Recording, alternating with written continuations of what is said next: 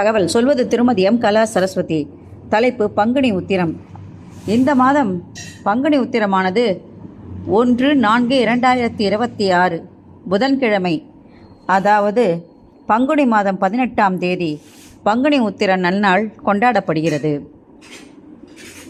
பங்குனி மாதம் வருகின்ற பௌர்ணமி அன்று உத்திர நட்சத்திரத்தோடு வரக்கூடிய நாள் பங்குனி உத்திரமாகும். இந்த நாளில் செய்யும் வழிபாடு மிக சிறந்ததாக இருக்கும்.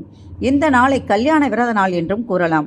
பல தெய்வங்களின் திருமணங்கள் இந்த நல்ல நாளில் நடைபெற்றதாக புராணங்கள் கூறுகின்றன. சிவபெருமானுக்கும் அம்பிகைக்கும் மகாலட்சுமி நாராயணனுக்கும் ராமர் சீதைக்கும் தெய்வானை முருகருக்கும் திருமணம் நடந்த நாள் இது என்பதால் வழிபாட்டிற்குரிய மிக சிறந்த நாள் இது என்று கூறலாம்.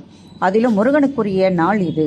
எல்லா சிவா விஷ்ணு முருகன் ஆலயங்களிலும் அன்று விசேஷ பூஜைகள், அபிஷேகங்கள், ஆராதனைகள் நடைபெறும். விரதம் கடைபிடிக்கும் முறை: திருமணம் வேண்டி நிற்கின்ற ஆண் பெண் யாராக இருந்தாலும் கல்யாண தடை நீங்கி நல்ல வரன் அமைய வேண்டும் என்று பிரார்த்தித்து காலை 6 மணி முதல் மாலை 6 மணி வரை விரதம் இருக்க வேண்டும். காலை எழுந்து குளித்து பூஜை அலமாரியை சுத்தம் செய்து படங்களை நன்றாக துடைத்து சந்தன குங்குமமிட்டு மலர் மாலைகளை சூட்டி சர்க்கரை பொங்கலை படைத்து தூபதீப ஆராதனை செய்யலாம். அன்று நமக்கு தெரிந்த வழிபாட்டு பாடல்களை பாடி 108 போற்றிகள் சொல்லி நாம் அன்றைய தினம் வழிபாட்டை முடிக்கலாம்.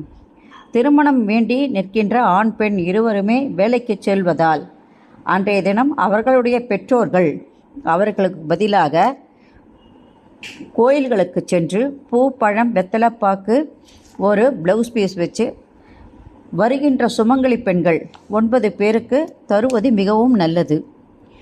அது மட்டுமல்லாது திருமண தடை வேண்டி நிற்பவர்களும், செவ்வாய் தோஷம், கிரக தோஷங்கள், கிரக பயிற்சி இருப்பவர்கள் அன்றைய தினம் சிவா விஷ்ணு ஆலயங்களுக்கு சென்று கோயிலை 9 முறை, முடிந்தால் 108 முறை கூட வலம் வருவது மிக சிறந்த பலன் தருவதாக அமையும்.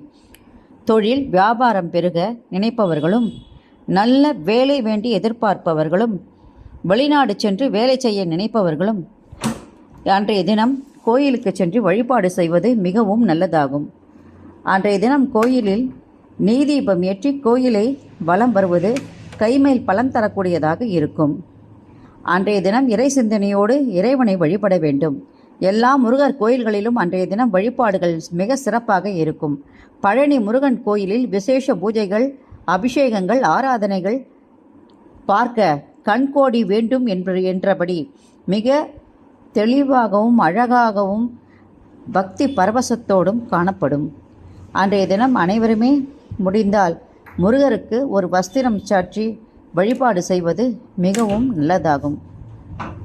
இந்த ஆடியோ வீடியோ உங்களுக்கு பிடிச்சா